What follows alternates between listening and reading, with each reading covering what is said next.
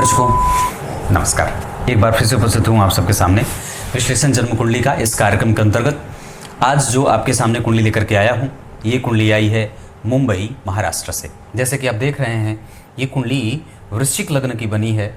लग्न में ही राहु बैठे हैं और कृष्ण पक्ष के एकादशी के चंद्रमा व्यक्ति के मन मस्तिष्क को झकझोरने वाला बना रहे हैं। यहाँ स्वास्थ्य भी परेशान रहता है। सर्दी, खांसी, जुकाम, वात जनित परेशानियाँ व्यक्ति के जीवन में बनी रहती हैं। शुरू करते हैं। आज आपको सबसे पहले बताऊंगा, इनकी कुंडली में पंचांग में उत्तरायण में इनका जन्म हुआ है। ग्रीष्म ऋतु, उत्तरा भाद्रपद नक्षत्र, ओम अहिर्बुधन्याय नमः। इस मंत्र का कम से कम प्रत्येक दिन जप करना चाहिए और अगर हो सके तो ब्राह्मण को बर्फी, खोवा, पेड़ा, लड्डू ये अर्पित करना चाहिए। भगवान भोले बाबा को बिल्वपत्र अर्पित करना चाहिए। स्वर्ण और रजत आदि धातुओं का दान करना चाहिए। इस कुंडली में विषकुंभ योग रविवार को जन्मे होने से इस कुंडली के लिए सूर्यदेव बलवान होंगे। सूर्य दशम स्थान के अधिपति होकर के सप्तम स्थान में बुध और केतु के साथ, नीच के मंगल लग्नेश लेकिन भाग्य भाव में, तो ठीक है। गुरु इस कुंडली के धन भाव के अधिपति होकर के लाभ भाव में, स्वग्रही शनि शश योग लगा रहे हैं। शुक्र और चंद्रमा का मालव्य योग वहाँ शुक्र के कारण लगेगा, शनि के कारण शश योग लगेगा, सूर्य और बुध के कारण बुद्धादित्य योग, जहाँ व्यक्ति बुद्धिमान होता है, अपने चरित्र, अपने व्यवहार और अपने गुणों के लिए जाना जाता है समाज में। गुरु की दृष्टि बुध और सूर्य, साथ ही साथ शुक्र और चंद्रमा, इन सभी ग्रहों पे पड़ने के कारण एक तरीके से देखें तो बहुत ही श्रेष्ठ कुंडली का निर्माण कर रहे हैं। पर गुरु वक्री हैं, इस कारण से उनका कुछ प्रभाव जन्म कुंडली के दशम स्थान पे भी पड़ेगा। मंगल नीच के हैं, जिनका नीच भंग नहीं हुआ है। लग्न और लग्नेश अगर राहु से प्रभावित होते हैं तो व्यक्ति के जीवन की जो गति होती है वो देर से शुरू होती है।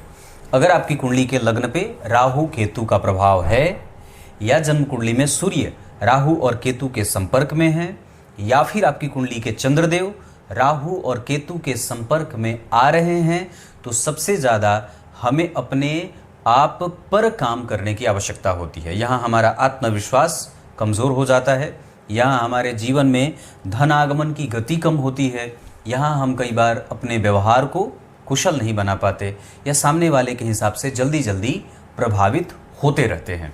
यहाँ हमारा मन एक जैसा नहीं है, वो बार बार बदल रहा है। धन आने की गति एक जैसी नहीं होती, स्वभाव और स्वास्थ्य एक जैसा नहीं होता है। इस हिसाब से इस कुंडली में पढ़ाने का योग बहुत अच्छा है, फैशन का योग बहुत अच्छा है, मैनेजमेंट का योग बहुत अच्छा है।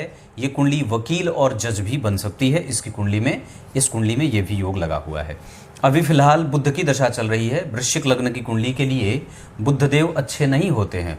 अष्टम का अधिपति बुध, लाभ का अधिपति बुध सप्तम भाव में बैठ करके गुरु से दृष्ट है। तो व्यक्ति का धर्म तो ठीक है, जागृति ठीक है, प्रवृत्ति ठीक है, निवृत्ति भी ठीक है, तो पर समस्या वहाँ पे ये आ जाती है कि इस कारण से कि सूर्य और राहु केतु, बुध और राहु केतु, गुरु और राहु केतु का संपर्क बन रहा है, चंद्रमा और राहु केतु का, शुक्र राहु केतु का, तो एक तरीके से देखें तो पंचम भाव, सप्तम भाव, नवम भाव, ये सारे तीनों ही भाव राहु और केतु के चपेट में आ रहे हैं। इस कारण से दिनचर्या भी बाधित होती है, दाम्पत्य भी परेशान होता है। पति जो होगा वो तर्क वितर्क करने वाला होगा। और मैं एक बात और भी कह दूं तो यहाँ पे वृश्चिक राशि का निर्माण हुआ है। यहाँ के भाग्य भाव के अधिपति यहाँ के लग्नेश होकर के केंद्र में गुरु, यहाँ भी, यहाँ पे केंद्र में उनके ऊपर दृष्टि जा रही थी। यहाँ शनि और मंगल सप्तम भाव में, पंचम भाव में बैठने के कारण नमांश कुंडली में विवाह में परेशानी, संतान में कष्ट होते देखा जाता है। हालांकि दाम्पत्य इस कुंडली का बिल्कुल भी खराब नहीं कहूँगा, ठीक है, पर वहाँ पे मतभेद बनेगा।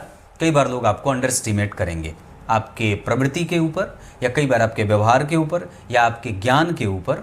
चाहे आप कितने ही तार्किक हों, कितने ही शुद्ध हों, कितने ही बुद्ध हों, कितने ही प्रबुद्ध हों, कितने ही अच्छे हों, पर फिर भी उसका सुख प्रायः कम सा मिलता है। ये कुंडली अनुभवों के मामले में, न्याय करने के मामले में, धन और संपत्ति को इकट्ठा करने के मामले में, चरित्र के मामले में, और विद्वत जन से संपर्क रख करके उनसे पुरस्कृत होने के मामले में, कलाओं को समझने के मामले में, बुद्धिशाली होने के मामले में, सुंदरता के मामले में, परिपक्वता के मामले में बहुत अच्छी है। इस कुंडली में सूर्य और बुध में बुध का संबंध जो अष्टम और एकादशवें के अधिपति हैं दशम भाव के स्वामी के साथ होने के कारण माता के स्वास्थ्य में रुग्णता, घर में थोड़ा बहुत कलह या अनिद्रा की समस्या भी आती है। इतना ही नहीं, जन्म कुंडली के पंचम भाव में शुक्र और चंद्रमा बैठे हैं, जहां शुक्र इस कुंडली के 12वें भाव के स्वामी हैं और चंद्रमा इस कुंडली के 9वें भाव के अधिपति हैं। तो जब मारक भाव यानी कि 12वां और 7वां वृश्चिक लग्न की कुंडली के लिए शुक्र देव प्रबल मारक ग्रह के रूप में उपस्थित होते हैं और मारक ग्रहों का अधिक बलवान हो जाना कुंडली को कमजोरी भी दे देता है। तो अब जरा सोच के देखिए, तो 12वें भाव और सप्तम भाव, इन दोनों भावों के अधिपति एकमात्र ग्रह शुक्र होते हैं और वो सम संख्या की राशि में बैठे हैं। इस वजह से वो अपने जन्म कुंडली के 12वें भाव का फल ज़्यादा करेंगे।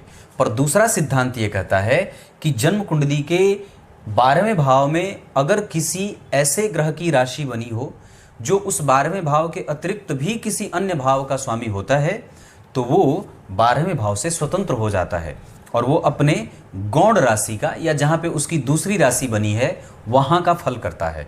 तो इस कारण से यहाँ पे शुक्र देव जन्म कुंडली के सप्तम भाव का परिणाम करेंगे, मारक भाव का परिणाम करेंगे। 12वें भाव के अधिपति के ऊपर राहु की दृष्टि व्यक्ति को जिम्मेदार और कई बार लायबिलिटीज़ के कारण व्यय में, परेशानियों में जाना और कई बार मतभेद में जाने को दिखा रहे हैं। गुरु और चंद्रमा का आमने सामने बैठना और चंद्रमा का पक्ष बल से कमज़ोर होना कुंडली को कमज़ोर बना देती है। लेकिन एक बात जो सबसे ज़्यादा अच्छी है कि चंद्रमा और शुक्र एक साथ बैठ रहे हैं, तो व्यक्ति जब तक अपने माता पिता के सहयोग से या जब तक उसका कोई काम बन न जाए तब तक वो अपने किसी भी कार्य को किसी से बताए नहीं। दूसरा, जब तक वो अपने जन्म स्थान से दूर नहीं जाएगा तब तक उसको सफलता भी नहीं मिलेगी। यहाँ व्यक्ति के घर में थोड़े बहुत कलह के वातावरण शनि के कारण और साथ ही साथ चंद्रमा के ऊपर राहु के कारण घर में कलह, कम्युनिकेशन में गड़बड़ी, विवाह में विलंब, इस तरीके की घटनाएं होते देखी जाती हैं। लग्न पे सूर्य और शनि और बुध के साथ राहु केतु का प्रभाव है। इस कुंडली में लग्न पे 4-4-5-5 ग्रहों का प्रभाव होगा। राहु बैठे हैं, केतु की दृष्टि है, शनि की दृष्टि है, सूर्य की दृष्टि है, बुध की दृष्टि है। तो 5 ग्रहों का प्रभाव जन्म कुंडली के लग्न पे है। अब यहाँ पे व्यक्ति बुद्धिमान भी है, आयु से संपन्न भी है, तर्क बल भी है, ज्ञान भी है, सहिष्णुता भी है, दार्शनिकता भी है, चिंतन भी अच्छा करता है और व्यवहार कुशल तो है ही। पर इतना सब कुछ होने के बाद भी चीज़ें उतनी गहराई से नहीं प्राप्त हो पाती हैं जिसको व्यक्ति की इच्छा है। दशमांसा कुंडली में लग्न में गुरु और मंगल का शिक्षकीय योग बनना, दशम स्थान में स्वग्रही शुक्र का बैठना एक ब्राइट फ्यूचर को दिखा रहा है।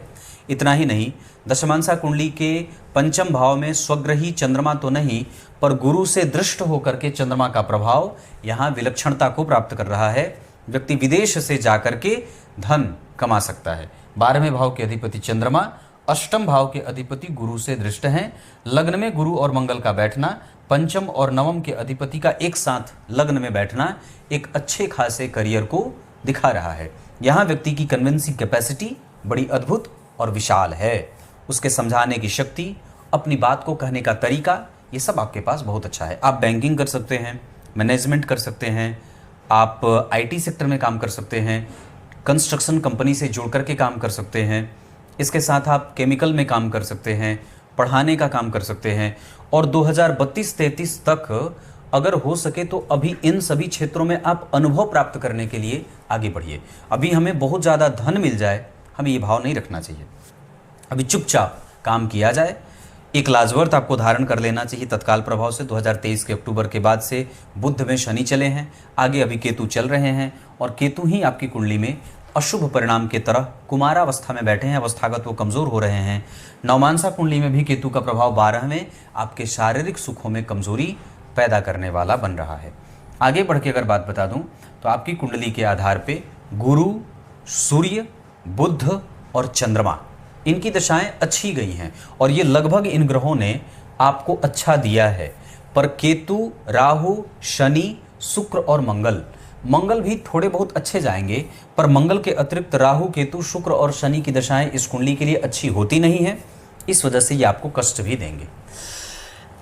इसके अतिरिक्त अगर और भी गहराई से बात समझे तो जन्म कुंडली के 12वें भाव और सप्तम भाव के स्वामी होकर के शुक्रदेव उच्च के हैं, मार्केश उच्च का हो गया है और जन्म कुंडली के भाग्य भाव को भी मार रहा है। सप्तमेश 12वें भाव के साथ, 12वें भाव के अधिपति पंचम भाव के साथ ये जो स्थितियां बनी हैं ये कहीं ना कहीं कुंडली में बीमारी भी दिखा रही है, स्वास्थ्य से संबंधित समस्या भी दिखा रही है और घबराहट भी दिखा रही है। अनुभव होने के बाद भी व्यक्ति उस अनुभव का संपूर्ण फायदा प्राप्त नहीं कर पाता है। माता और पिता के प्रभावों में कमजोरी दिख रही है, उनका स्नेह कम न हो, इस वजह से उनको स्वास्थ्य पे ध्यान देना होगा। भवन भूमि वाहन आदि का सुख भी आपकी कुंडली में थोड़ा देर से मिलता हुआ दिख रहा है, हालांकि है, इसमें कोई संशय नहीं है। संतान वगैरह का पक्ष आपकी कुंडली में 100% बहुत अच्छा है, संतान को लेकर के घबराने की कोई आवश्यकता नहीं है। इस कुंडली में हमें सबसे ज़्यादा बल सूर्य और चंद्रमा को ठीक करने पे देना है। नियमित दिनचर्या का पालन, मांसाहार का भक्षण बिल्कुल नहीं, रविवार को नमक का सेवन बिल्कुल नहीं, गरीब ब्राह्मणों की सेवा, मंदिर के धोने का काम, गीता जी के 11वें अध्याय का पाठ, इसके अतिरिक्त हनुमान जी की पूजा, बजरंगबली के मंदिर का मंत्र जो हनुमान चालीसा है उसका पाठ करें। इसके साथ साथ अगर बन पड़े तो आप एक इस स्थिति के आधार पे अगर बन पड़े तो एक गुरु का रत्न पुखराज भी धारण कर सकते हैं। आपका लग्नेश नीच का है, जिसका नीच भंग नहीं होना आपकी कुंडली को कमजोर कर रहा है। इस कारण से हमें हमेशा अपने आप को मेंटेन रखना है, हमें हमेशा अपने आप को सुंदर बना करके रखना है। नीच के मंगल जिस जातिका की कुंडली में हो जाते हैं उसका पति आरंभ में तो उसे प्रेम करने वाला होता है, पर बाद में चल करके उसके प्रति उसका आकर्षण भाव कम हो जाता है या कई बार उसके निर्णय गलत हो जाते हैं। जैसे अगर प्रेम विवाह करना हो, जैसे अगर विवाह को लेकर के कोई गंभीर निर्णय लेना हो, जैसे उच्च शिक्षा को लेकर के कोई निर्णय लेना हो, एडमिशन में कोई निर्णय लेना हो, इस प्रकार की किसी भी काम को करने से पहले आपको बहुत ही गंभीरता से चिंतन करना चाहिए, तब जाकर के कोई निर्णय लेना चाहिए। इस कुंडली के लिए शुभ अंक 9 रहेगा, शुभ रंग लाल और गेरुआ रहेगा। धन कमाने के लिए आपकी कुंडली जा सकती है दक्षिण और पूर्व दिशा में। इस कुंडली के लिए पश्चिम की दिशा का जो घर होगा, जिसका फ्रंट फेसिंग पश्चिम की तरफ हो, उस घर में निवास किया जा सकता है। इस कुंडली के लिए उत्तरा भाद्रपद, रेवती, रोहिणी, पुष्य, श्रवण और हस्त ये नक्षत्र किसी भी काम को करने के लिए बहुत अच्छे रहेंगे। दिन इस कुंडली के लिए मंगलवार और गुरुवार का बहुत अच्छा है। इतने के बाद अगर बात बता दूं तो सूर्य और बुध कृतिका में बैठे हैं, जो ठीक बैठे हैं। चंद्रमा आपकी कुंडली में उत्तरा भाद्रपद के अहिर्बुध न्याय नमः इस मंत्र का जप करना चाहिए। इसके साथ साथ चिरचीटे का जड़ अपने गले में बांधना चाहिए ताबीज में भर के। शुक्र रेवती में बैठे हैं, जो आपको व्ययी बनाते हैं और थोड़े पैसे की कमी से जूझाने वाले बना देते हैं। लाभ भाव में गुरु बैठे हैं, धन भाव के साथ साथ पंचम भाव के अधिपति होकर के, इस वजह से आप शुद्ध इनकम जनरेट करिए। पिता के स्वास्थ्य का विशेष ध्यान इस कुंडली में रखना होगा। आपकी कुंडली में नौकरी का सुख भी बहुत अच्छा है। इस कुंडली में ससुराल का सुख भी बहुत बढ़िया देख रहा हूं और इतना ही नहीं, इस कुंडली में माता का सुख भी बहुत अच्छा देख रहा हूं। ये कुंडली न्यायप्रिय है और दार्शनिक है। इस कुंडली का चरित्र बहुत अच्छा है। विवाह करना हो तो आप मीन राशि मीन लग्न के जातकों से या इसके अतिरिक्त कर्क राशि कर्क लग्न के जातक से, सिंह राशि सिंह लग्न के जातकों से विवाह निश्चित रूप से कर सकते हैं। विवाह की दिशा उत्तर रहे या दक्षिण या पूर्व रहे तो भी बहुत अच्छा है। नवमांश कुंडली के आधार पर सप्तम भाव में सूर्य और बुध का बैठना आपके पति को नौकरी करने वाला और बेहतरीन बुद्धि का बना रहा है। वहां पे नवमांश कुंडली में लग्न के अधिपति का धन भाव में बैठना पति को धनवान और सुखी बना रहा है और श्रेष्ठ दाम्पत्य का योग गुरु केंद्र में बैठ करके लगा रहे हैं। इस कुंडली में प्रेम विवाह के भी थोड़े से योग सुगबुगाहट से बन रहे हैं, पर थोड़े कमजोर हैं। अपने आप को बहुत ज़्यादा चिंतित मत करिए। दांतों का ख्याल भी आपकी कुंडली में रखना होगा। नेत्रों की परेशानी भी आपकी कुंडली को परेशान कर सकती है। शुक्र और शनि और सूर्य की दशाएं आपकी कुंडली को करियर से परेशान करेंगी। चंद्रमा और गुरु की दशाएं और सूर्य की दशाएं आपके बल को वृद्धि देने वाली होंगी। संतान से संबंधित अगर कोई काम करना हो तो गुरु और मंगल की दशा का इस्तेमाल किया जा सकता है। दाम्पत्य से संबंधित अगर कोई काम करना हो तो बुध और शुक्र की दशा का इस्तेमाल किया जा सकता है। भवन भूमि वाहन से संबंधित और नए काम करने से संबंधित अगर कोई निर्णय लेना हो तो शनि और चंद्रमा की दशा का इस्तेमाल किया जा सकता है। अब आगे मैं और बढ़ के आपको बहुत सारी चीजें और भी बता देता हूं जहां पे काम करने की आवश्यकता है। आपको अपने व्यवहार को और ज्यादा बेहतर बनाना है। उसमें ईर्ष्या, द्वेष, छल कपट आदि न हो, हालांकि है नहीं, पर फिर भी आप उसे और ठीक कर सकते हैं। इस कुंडली में धन कमाने में अभी और मेहनत करने की आवश्यकता है। ये कुंडली पराक्रम बहुत अच्छा करेगी और अपने जन्म स्थान से थोड़ा दूर भी जाकर के अगर कुछ काम करना चाहें तो बिल्कुल कर सकते हैं। बहुत ज़्यादा दूर नहीं, विवाह बहुत ज़्यादा दूर नहीं, निकट ही होने वाला है। इसके अतिरिक्त आपकी कुंडली में एजुकेशन बहुत अच्छी है, नौकरी बहुत अच्छी है, व्यापार सामान्य है। इस कुंडली में रिसर्च पे काम करने की आवश्यकता होगी, साथ ही साथ उच्च शिक्षा से संबंधित काम भी आपकी कुंडली में बनेंगे। एजुकेशन इस कुंडली के साथ साथ सामाजिक स्थितियां बहुत अच्छी हैं, आपको समाज में कभी नीचे नहीं देखना पड़ेगा, पद प्रतिष्ठा आपकी बनी रहेगी, प्राप्त थोड़ा कम होगा जितनी आप मेहनत करेंगे। कुछ इसी तरीके से आज के इस कार्यक्रम का समापन करते हैं। तब तक के लिए बहुत बहुत नमस्कार।